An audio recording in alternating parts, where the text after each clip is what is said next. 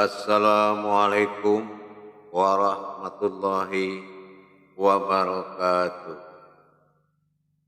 Alhamdulillah, alhamdulillahi rabbil alamin. Assalatu wassalamu ala asrafil anbiya'i wal mursalin, sayyidina wa maulana Muhammadin.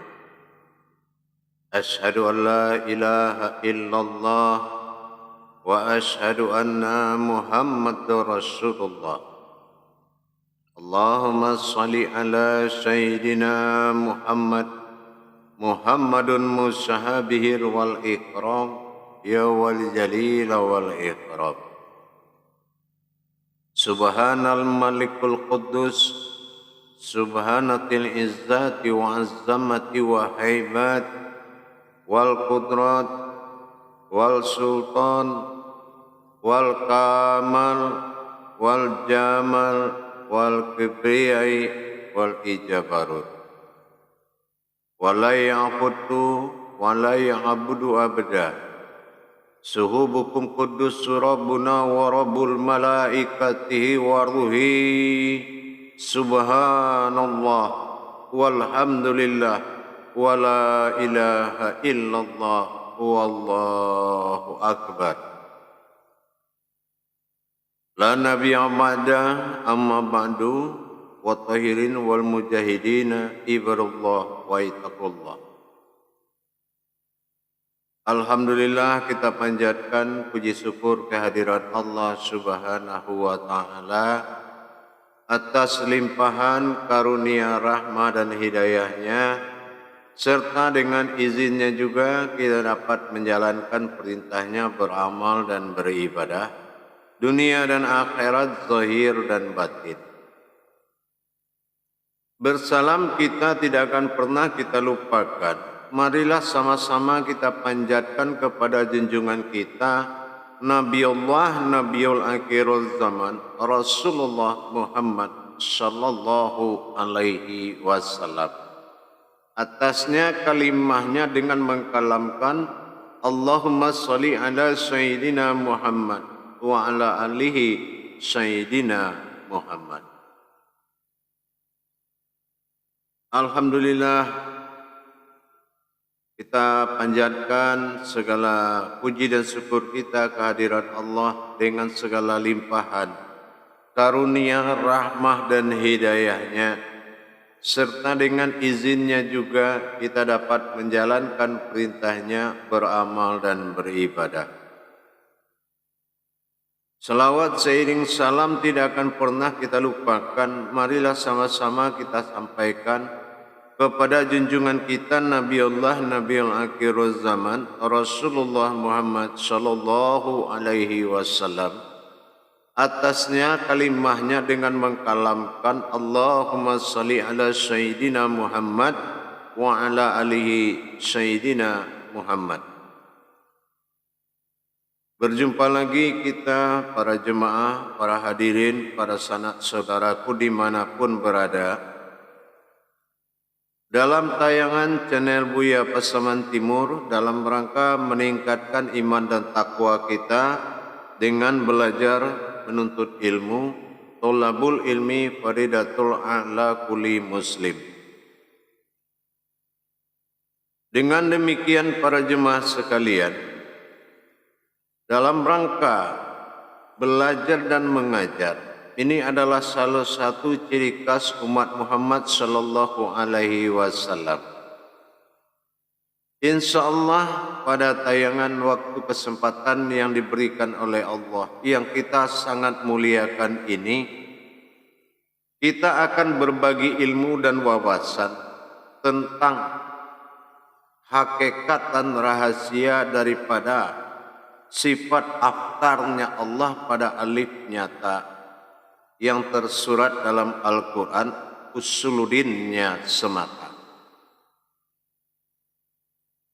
Sembari kita pernah mengkaji tentang sir bismillah, tapi saat ini kita akan menambah wawasan kita kepada sir daripada wujudnya batin basmalah.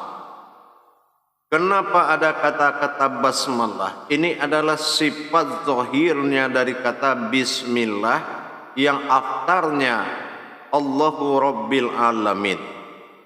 Kalau kita pernah mengkaji wujud sir bismillah, berarti kita mengkaji daripada sir illahin nas, illahnya, Tuhannya daripada diri kita sendiri. Tuhannya manusia, illahin nas. Ini mutlak. Tetapi dalam kita mengkaji wujud basmalah, ini bersifat aftar bernama Allah dalam panggilan Islam dinamakan wujud zat semata. Dikatakan wujud zat semata ini adalah Rabbil Alamin, Tuhan dari sekalian alam, dalam rangka maujudnya Sayyidina Muhammad. Maujudnya Allah pada sifat Sayyidinanya Muhammad. Berontak Allah kepada sekalian alam menyeru dengan memanggil namanya Muhammad, maka dikatakanlah Muhammadun fi rahmatan fil alamina. Bagaimana prosesnya sampai rahmatan fil alamin, padahal dia adalah maujud dari Rabbil Alamin. Nah, inilah yang dikatakan aku ingin dipanggil dengan nama Muhammad. Allahumma sholli ala Sayyidina Muhammad.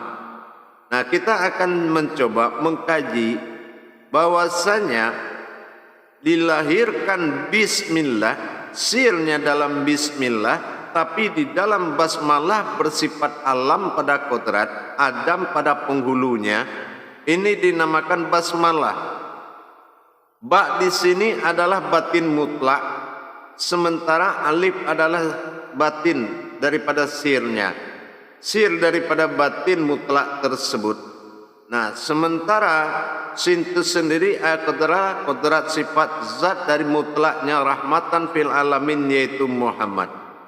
Jadi katakan basmalah tadi kita harus kaji lagi kepada sifat maujudnya daripada zat yang maujud kepada hayatnya dinamakan Muhammad, dan adalah kodrat daripada Rabbil Alamin, sifat daripada zatnya Allah. Para jemaah dan hadirin, para teman sahabat dan kerabatku, bahwasanya kalau kita mengkaji sifat aftar pada sifat alif nyata, itu kodrat daripada alam. Itu sudah pasti kodrat daripada alam. Karena Allah illah telah menunjuk kepada sifat zat bahwasanya aku ingin dipanggil Allah, maka Allah maujud daripada sifat Muhammad, aku ingin dipanggil namanya Muhammad, maka Muhammad adalah rahmatan fil alamin, rahmatnya dari sekalian alam. Apa yang dikatakan rahmat daripada sekalian alam? Tempatnya daripada sekalian alam, ruhulnya az-zoma. Ruhul azoma itu sumber kehidupan daripada sekalian alam. Inilah zat yang dinamakan zat kunal. Zat kunal inilah yang dikatakan batin mutlak bagi alam. Nanti kita akan mencoba menghadirkan, kita akan memohon menghadirkan zat mutlak itu yang dikatakan zat daripada kunalnya Allah tadi, untuk mewujud dalam sifat kita dalam kenyataan. Jadi kalau sudah aftar alif dan nyata mewakili sifat penampakan daripada jasad, berkodrat daripada sifat Muhammad, bertajali dalam sifat batin mutlaknya Allah, ini akan menjadi penghulu alam. Jadi kalau sudah berdiri kodrat daripada batin mutlak daripada alam, inilah yang dikatakan Rabbil Alamin. Yang Rabbil Alamin itu menguasai sekalian alam tadi. Inilah zat mutlak, zat kunalnya bagi Allah yang menjadi zat dirinya daripada Muhammad, rahmatan fil alamin. Rahmatan fil alamin, rahmatan fil alamin ini adalah alam rahmatnya Allah, ya, alam rahmatnya Allah yang diberikan hak dan ruhul azma, sumber kehidupan kepada Muhammad. Maka Allah katakan, kalau tidak karena engkau wahai Muhammad tidak kujadikan semua ini, maka Muhammad inilah yang mewujud seperti yang dikatakan Rabbil Alamin, Yang Rabbil Alamin adalah maujudnya daripada Muhammad, rahmatan daripada sekalian alam. Rahmat daripada sekalian alam. Nah, bagaimana cara maujudnya nanti? Insya Allah kita akan belajar, kita akan mempelajarinya. Jadi kalau kita sudah paham para jemaah, bagaimana bertajalinya alam ini kepada diri Muhammad atau diwujud menjadi alif pada sifat aftar atau nyata, maka itulah yang dimanuti, itulah yang ditafakurkan oleh semua alam. Rahmatan fil alamin, makanya dibilang alhamdulillahi rabbil alamin. Kalau yang dikatakan batin mutlak atau zatnya hamdu ini, kalau dia sudah maujud rabbil alamin, maka dia akan dikatakan segala puji bagi Allah Tuhan semesta alam. Mana yang dikatakan pujian kepada Tuhan semesta alam setelah bertajalinya zat hamdu atau batin daripada alif ini menuju rahmat atau jasad daripada zat Adam dan rahmatan daripada alamin. Artinya rahmat alam daripada Tuhan daripada sekalian alam. Ini luar biasa jemaah. Kalau ini telah bangkit dan bangun an-nazir alam itu pada diri kita, bahkan dalam batin kepada sirnya daripada batin mutlak, yaitu sirnya batin tadi, maka dikatakan pernah babara'ah atau dalam batin ini, batin mutlak ini ditanya oleh sifat daripada zatnya Allah. Zat ini bertanya kepada batin alam, zat perwalian daripada alif alapa. Apa kata alafi alif tadi? Dia bilang alastum birabbikum, sudahkah kamu mengakui aku Tuhanmu? Apa kata ba? Bala sahidna, kami mengakui engkaulah Tuhan kami, kami bersaksi atas engkau. Artinya apa? Begitulah harusnya kodrat diri manusia di alam nyata ini. Alam nyata ini adalah rahmatan fil alamin, dia adalah Rabbil alamin, Tuhannya dari sekalian alam. Itulah maujud yang ada pada diri. Yang maujud aftar ini, kalau kita tahu di dalamnya adalah batin mutlak, sehingga batin mutlak kepada zat batang tubuhnya Muhammad, antara batin mutlak alam dengan zat batang tubuhnya Muhammad adalah satu kesatuan yang menjadi Rabbil alamin, penguasa dari sekalian alam. Maka zat itu dihamdukan dan digerakkan kepada diri kita semata, maka semua alam akan berseru pada Rabbil alhamdulillahi Rabbil alamin. Sesungguhnya yang bangkit itu adalah Tuhan dari sekalian alam.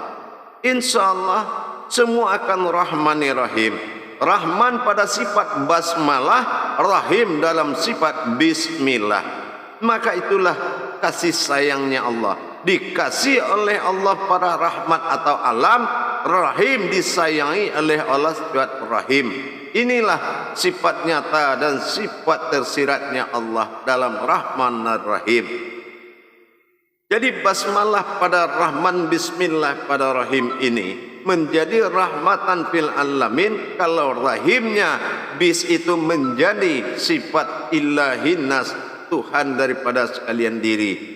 Nah, dalam rangka kita mendirikan sifat Rabbil alamin pada diri kita, maujudnya alam nyata jasad ini aftar pada nyata pada alif, maka kita harus mengkondisikan batin mutlak pada jantung kita dan zatnya Allah pada Muhammad daripada qalbi meliputi sekalian alam. Maka kalam ini adalah wahyu bagi alam, maka kalam ini adalah kalamullah, kalam Tuhan bagi alam. Seperti kita juga melihat sebuah ayat dalam Al-Quran, begitulah alam ini mendengar suara manusia seperti mendengar Al-Quran berbicara. Nah, inilah yang harus diangkat derajatnya oleh Allah menjadi khalifahnya Allah, yaitu khalifatul am. Inilah khalifah alam yang mewakili Allah di muka bumi, yang akan menguasai bumi ini. Inilah baninya Adam, umatnya Muhammad, diri kita sendiri. Inilah maujudullah. Untuk itu para jemaah yang dirahmati Allah rahimakumullah, dalam rangka kita mendirikan kodrat-kodrat an-nazirnya alam dalam diri kita, tidaklah cukup, tidaklah lengkap kalau bismillah dan basmalah ini tidak menjadi amalan zahir dan batin. Kenapa? Karena ada Rahmanir Rahim. Rahman itu adalah sifat basmalah, wujudnya daripada alam, bertajalinya basmalah. Tapi kalau Rahim itu wujud daripada diri yang bertajalinya bismillah. Nah, dalam hal ini sudah terbagi dua, basmalah pada sifat Ar-Rahman, suratnya Ar-Rahman.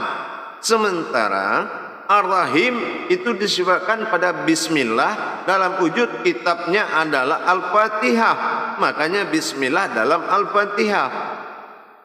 Jadi kalau kita memahami para jemaah sekalian, bahwasanya langit bagi Muhammad dan bumi bagi Muhammad adalah 7 qudsi Allah dan 7-nya arasullah. Jadi mewujud dari 7 aras Allah ini adalah sifat bagi air, api, angin, tanah dan sekalian makhluk dalam 6 masa. Tetapi kalau dikatakan qudsi bagi Allah, nah inilah dikatakan langit dalam sifat ilmu bagi Muhammad yang dinamakan 7 kekuasaan. 7 kekuasaan qudsi Allah pada langit dan 7 kekuatan pada aras bumi. Inilah yang dikatakan 7 petala langit dan 7 petala bumi dalam sebutan orang-orang terdahulu.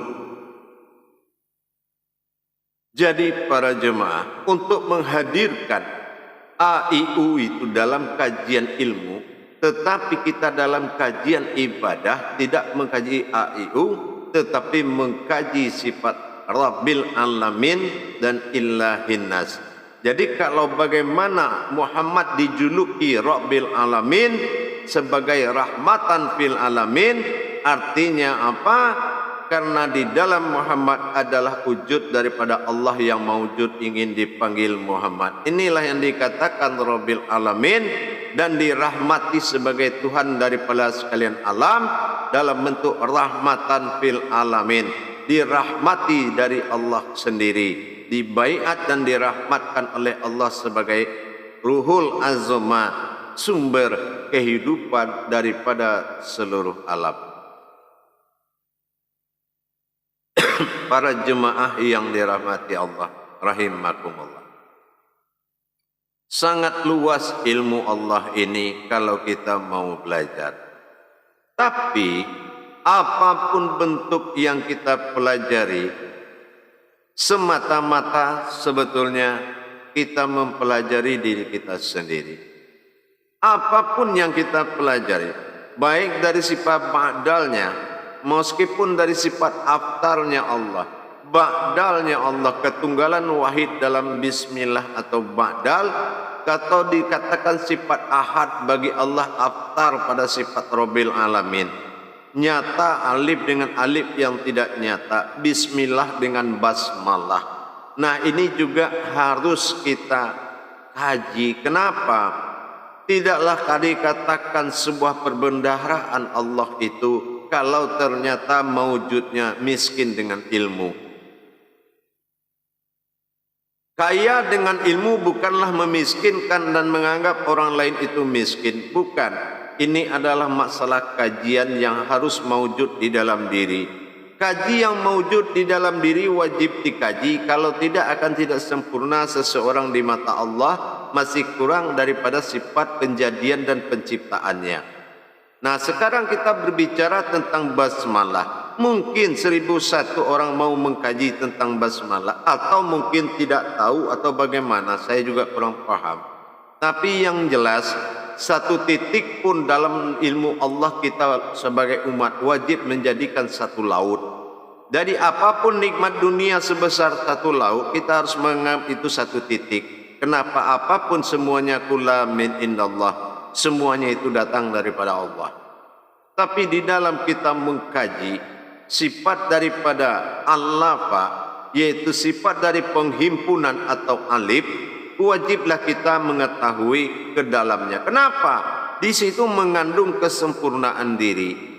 Kalau kajian ini kodrat-kodrat Allah baik pada diri dan bersifat alam, baik itu amanah atau dikatakan ilmu, karena itu adalah bagian dari kesempurnaan kodrat diri kita kepada Allah. Bagaimana bisa kita dalam kajian, dalam pendidikan ilmu hakikat marifat yang tidak tanggung-tanggung, tapi kita masih diperlakukan oleh alam seperti bola kaki yang dilempar sana sini, diberikan cobaan dan musibah sesuai kodrat alam, kena sedikit pusing, sedikit jatuh, sedikit mati. Tidak ada nilai ketuhanan di dalam diri kita. Bukannya kita takbur dan sombong, paling tidak kita sudah mati syahid di dalam wujudnya Allah. Tetapi kita tidak mau mati konyol, para jemaah dan hadirin. Ya, bisa jadi dikatakan mati konyol, bisa hal-hal yang belum pantas. Kita lihat sekarang ini, sedikit aja kejadian udah menyebabkan kematian. Sedikit aja pusing apalah sempoyongan sedikit, tabrak sepeda, apapun hal kecil itu bisa. Kenapa? Karena basmalah lebih berkuasa kodratnya daripada bismillah. Artinya apa? Kodrat alam itu masih kodratnya sangat besar daripada kodrat manusia yang melemah seperti sabun jatuh ke dalam air yang lama-lama habis kemampuan dan keramatnya Allah bagi dirinya. Lama-lama juga habis aras-aras Allah pada dirinya. Lama-lama juga habis kursi dan kekuasaan Allah pada diri. Kenapa? Karena tidak hayat Allah itu, tidak maujud dan hayat bagi diri. Kenapa? Karena diri kurang syarat. Diri kurang syarat inilah sepertinya. Di dalam kaji sir, batin, wujud memang, tetapi bagaimanapun burung itu punya sangkar. Arti punya sangkar apa? Punya kandang dia. Diri itu punya jasad. Jasad ini sangkarnya diri. Sekali lagi saya bilang, sangkar ini, diri tubuh ini adalah sangkarnya diri kita. Maka kita wajib membangun sangkar ini lebih kuat. Seperti kita ingin memelihara seekor harimau. Bagaimanapun jangan hanya kita berpikir kita bisa memelihara seekor harimau, tapi berpikirlah bagaimana membuat kandangnya lebih kuat daripada harimau tersebut. Nah, inilah sesungguhnya maujudullah. Apakah sudah maujudnya Allah? Kita lihat di mana sisi kekurangannya lagi. Kalau alam murka ke kita, bagaimana ceritanya? Di dalam kuat, di luar lapuk. Ya kan nggak mungkin. Jadi harus kita dua-duanya. Allahi fil zahiru, wallahi fil batinu. Zahirnya harus menjadi zahirnya Allah. Kalau kita sholat, syariatnya harus syariatullah. Nah, inilah yang harus dicapai oleh seorang wali Allah. Bagaimanapun kita harus maujudullah itu dengan sempurna. Yang dikatakan maujud itulah maujudun illallah, ya itulah maujudnya, itulah yang harus kita pelihara. Maujudnya inilah yang harus kita nikmati. Salah satu contoh adalah basmalah. Itu adalah bagian daripada maujudullah. Coba kalau maujud pada diri kita melemah, bagaimana alam bisa tafakur? Alam pasti dengan mudah bisa murka kepada kita. Kenapa? Seorang khalifahnya masih lemah daripada dia. Alam ini tidak mati, para jemaah, para hadirin. Hanya mungkin di pandangan manusia dia bisa mati dan tidak bernyawa, air, api, angin, tanah. Tapi di mata Allah semuanya hayat. Air punya ruh, angin punya ruh, api punya ruh, tanah punya ruh. Allah panggil, bisa dia bergerak untuk berbuat apa yang dikehendaki Allah. Nah, begitulah kita sebagai penghulunya alam, baninya Adam, apalagi sumber nyawanya alam ini ada pada diri kita. Ruhul Azoma, sumber nyawanya alam ini adalah Muhammad Rasulullah sallallahu alaihi wasallam, rohani bagi kita. Nah, sekarang kalau kita tahu bagaimana kodrat zatnya Muhammad Rasulullah sallallahu alaihi wasallam tadi berbicara dengan batin mutlaknya alam, dikatakan kunal bagi alam. Nah, zatnya alam ini kunal, itu batin. Jadi bagaimana zatnya Rasulullah bicara dengan batinnya alam atau zatnya alam?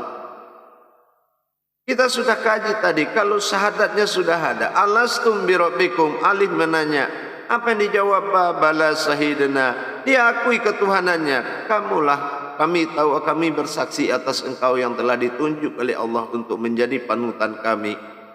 Tapi dalam kenyataan, kalau kita tidak kaji semuanya, bagaimana mewujudnya aftar itu bagi diri, berarti kita tidak tahu sejarah kita bisa kelihatan. Kalau kita tidak kaji, ya kita bagaimana tahu kita bisa dilihat. Inilah sejarah daripada mewujudnya alam tadi. Mewujudnya batin alam kepada zatnya Muhammad. Muhammad mewujud menjadi kodrat, berwajahkan sifat Allah. Nah, inilah sinkronnya diri kita. Maka kita harus membangun kembali bagi para hadirin, para jemaah yang telah melupakan aftar bersifat alif pada nyata, rahmatan fil alamin, rabbil alamin bersifat Muhammad dikatakan bersifat penguasa bagi alam. Maka kita harus memulai kembali menghadirkan daripada batinnya alam ke dalam zatnya diri Muhammad, sehingga mewujud dalam sifat air, api, angin dan tanah, kulit, daging, urat dan tulang. Inilah yang menjadi khadarnya, khadar ngamatnya Allah. Jadi kalau sudah dia mewujud kembali, maka sempurnalah dan kita bisa berkomunikasi dengan alam ini. Nah, inilah hebatnya khalifahnya Allah. Dia bisa berkomunikasi dengan air hanya dengan perantara batin. Zatnya Muhammad, zat Allah yang diwujudkan daripada kodratnya Muhammad, bicara dengan batinnya perantara jantung kita. Zatnya Muhammad mewujud ini bicara dengan batin alam dalam kolbu markubah kita, yaitu gerak jantung. Kita bisa berpandangan kemana saja dan bisa memelihara. Maka contohnya, bukti salah satu yaitu kita berdiri setelah ruku. Siapa yang berdiri setelah ruku? Itu dibuktikan. Sami Allahu liman hamidah. Apa kata Allah? Allah mendengar. Allah mendengar. Ya. Nah, apa yang dia dengar? Ternyata apa yang kita ucapkan dari ruku tadi. Maka dia berdiri. Berdiri setelah ruku ini adalah kodrat daripada Rabbil Alamin. Ya, kodrat daripada Muhammad yang akan mewujud duduk dalam bersahadat berdua dengan alif tersirat, yaitu alif pada sifat ma'dal tunggalnya Allah. Nah, inilah yang dikatakan dengan Rabbana lakal hamdu min us-samawati wa mil'ul ard. Nah, itu. Disinilah dia memohon ampunkan kepada Allah tentang segala dosa dan perbuatan daripada sekalian alam kepada Allah. Itulah menandakan aftarnya. Disinilah kita berdiri sebagai khalifahnya Allah di muka bumi, menjadi imamnya daripada sekalian alam, mentobatkan alam kepada Allah dengan segala kesalahan dan kekilafannya. Jangan dipikir alam tidak ada salah, tidak ada kilaf. Ada, apapun yang maha benar hanya Allah. Kalau Allah maha benar, yang lain pasti ada yang salah. Nah, di sini kita harus paham jamaah, bahwasanya kenyataan kajian ini sangat luar biasa. Di dalam solat sudah ada, dalam setelah ruku itu aftar, dalam berdiri adalah ba'dal setelah takbir. Nah, ini sudah ada zahir dan batinnya alif, aftar atau ba'dal, tunggal atau banyak. Nah, inilah dia. Kalau kita sudah mengkaji daripada kodratnya aftar, basmalah, insya Allah rahmatan fil alamin, semua alam itu akan tunduk dan akan bersahaja kepada kita. Alam ini akan benar-benar tafakur dan bersahabat dengan kita. Kalau alam sudah bersahabat, dia bersahabat dengan imamnya sendiri, yaitu rahmatan fil alamin. yaitu yang dirahmati oleh Allah menjadi Rabbil Alamin, Muhammad sallallahu alaihi wasallam. Pelihara alam ini. Nanti kita akan belajar bagaimana mendirikannya. Jadi begini para jemaah sekalian, insya Allah di waktu-waktu kosong-kosong, di saat 00 jam pada kosong-kosong di malam hari, duduklah insya Allah. Nah ini dalam kajian kita, Rahmatan fil Alamin pada sifat aftar, alif pernyata. Nah setelah kita duduk dengan tenang, kita mengutamakan adalah wujud daripada bismillah. Setelah kita bismillahirrahmanirrahim, setelah naik wujud yang 3 itu, kita sampaikan kepada Allah. Allahumma sholli ala sir nur izzati sir. Nah ya, saya ulangi. Allahumma sholli ala sir nur izzati sir wa izzatin wa sifatin Muhammad. Nah, saya ulangi. Allahumma sholli ala sir nur izzati sir wa izzatin wa sifatin Muhammad. Ingat bagaimana Allah mengamanahkan seperti itu kepada Muhammad menjadi rahmatan fil alamin. Allahumma sholli ala nur qalbi Muhammad. Allahumma sholli ala nur qawli Muhammad. Allahumma sholli ala fi'il Muhammad. Allahumma sholli ala ya kabir ya jabbar. Nah gitu. Tajalli wasirullah, hadratullah ya Allah. La. Nah di saat menyebut lam, kita ingat batin itu datang ke ubun-ubun. La ilaha memasuki jasad illallah, dia masuk ke dalam alif tersirat atau zatnya bagi Rasulullah. Zat bagi diri adalah rohani. Bagaimana batin alam masuk ke dalam rohani kita? La ilaha illallah.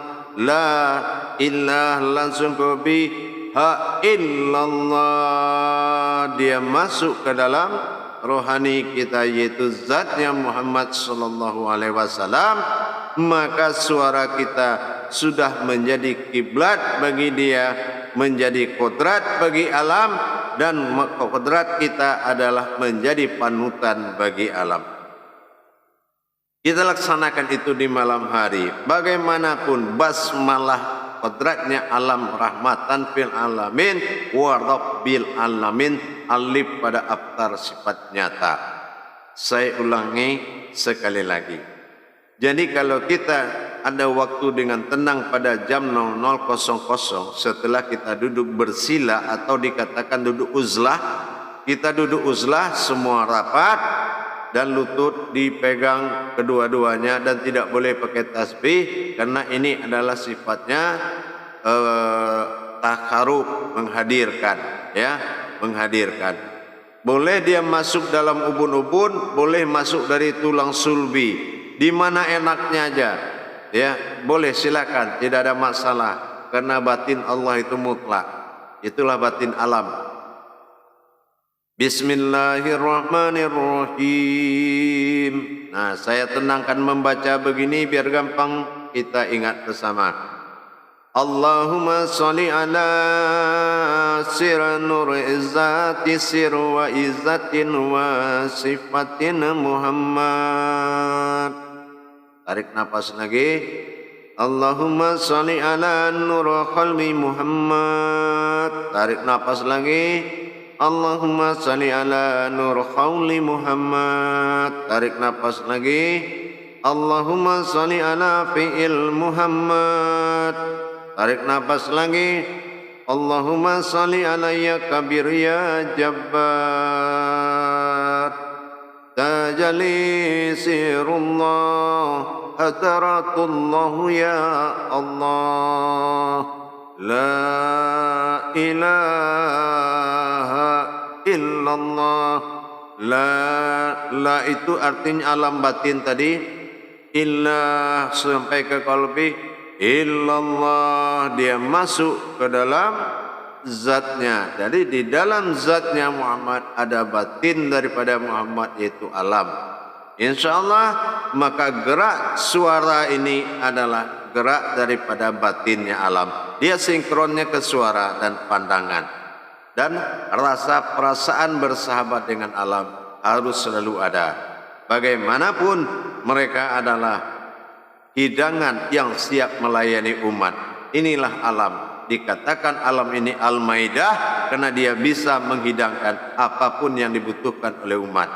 Nah, jadi dalam mengerjakan ini, kalau Anda terasa gejala daripada 4 daripada rasa datang, itu biarkan saja. Memang proses. Pertama ada rasa keras di badan kita. Nah, yang kedua rasa agak panas.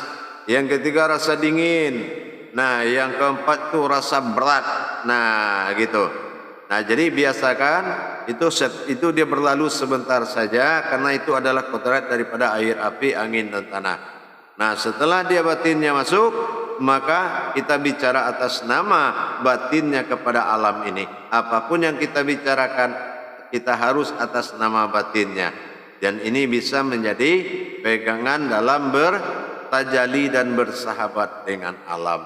Inilah kuncinya basmalah, supaya bisa dimanfaatkan dalam menjaga diri, di dalam memperlihatkan kekuasaan Allah di dalam kehidupan. InsyaAllah menjadi rahmannya basmalah, rahimnya bismillah. InsyaAllah mudah-mudahan berkah buat kita semua dan bisa menjadi mengembangkan yang lebih baik dalam bentuk positif, asal tujuannya menjadi benar-benar seorang umat yang disegani, yang ditafakurkan oleh alam. Ingat, insyaAllah alhamdulillahirabbil alamin. Apabila zat hamdu batin mutlak itu sudah lillah dan dia menuju kepada di alaminnya Muhammad zat mutlak, maka artinya akan mengucapkan segala puji bagi Allah Tuhan semesta alam. Nah, itu pahamlah maksudnya, bahwasan alam akan bisa berkesinambungan dengan baik dengan kita. InsyaAllah para jemaah sekalian yang dirahmati Allah, mudah-mudahan berkah. InsyaAllah mudah-mudahan diberkahi Allah subhanahu wa ta'ala. Berbagi ilmu adalah jalan yang paling indah. Demikian bisa saya sampaikan. Akhirul kalam. Wabillahi taufiq wal hidayah. Wassalamualaikum warahmatullahi wabarakatuh.